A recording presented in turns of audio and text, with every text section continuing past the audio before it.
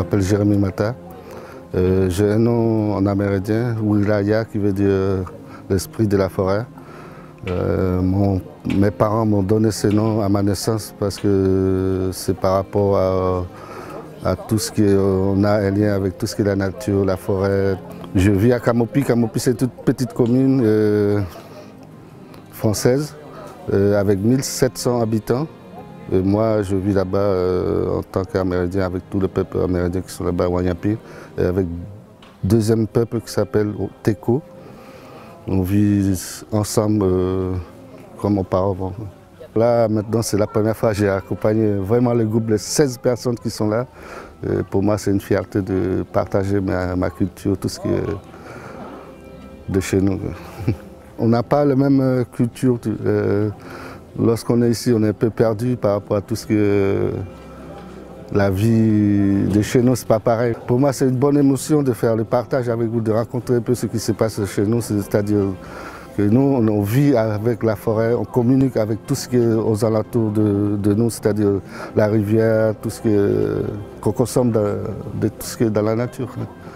Et moi, enfin, pour moi, c'est la première fois, je veux dire que c'est un partage pour moi pour que les gens chassent au moins ce qui se passe chez nous. Je sais qu'on voit pas mal de gens qui ne savent pas que les Amérindiens existent, qui ont un lien avec tout ce qui est la nature, alors que des fois on utilise la nature, des autres étrangers arrivent, par exemple tout ce qui est clandestin qui nous détruisent la forêt, tout ça, et que nous, on vit avec tout ce qui est la nature, ça nous fait du mal de voir tout ce qui est détruit en ce moment.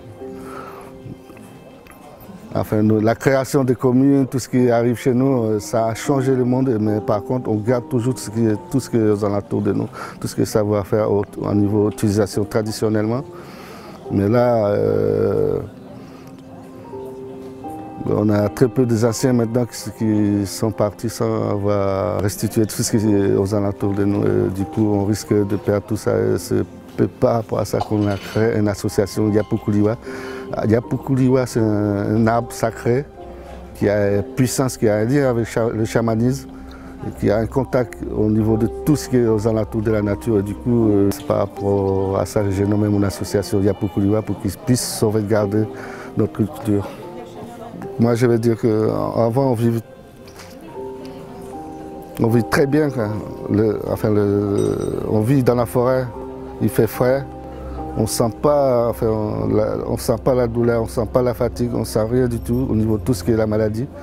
Mais après, vu que le monde a changé, puis lorsqu'on est sorti de la forêt, là, c'est là qu'on a senti tout ce qui est le mal, la douleur. Tout.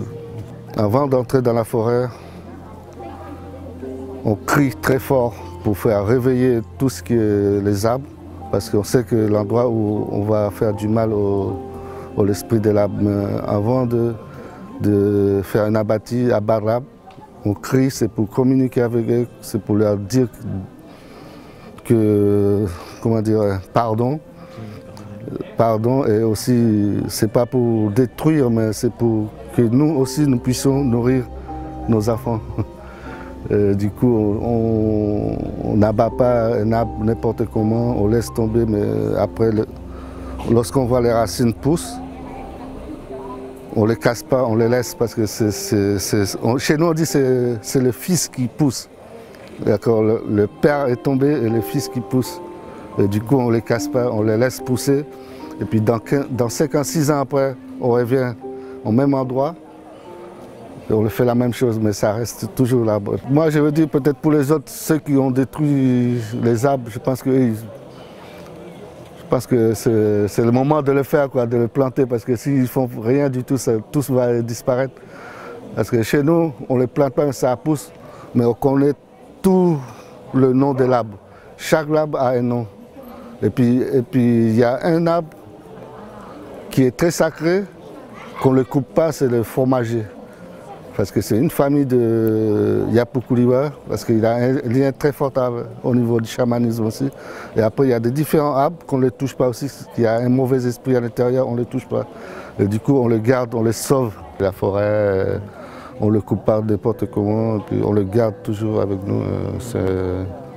Comment dire, Parce que la forêt, c'est eux qui nous nourrissent, et puis si on le perd, puis on ne sait pas où y aller après.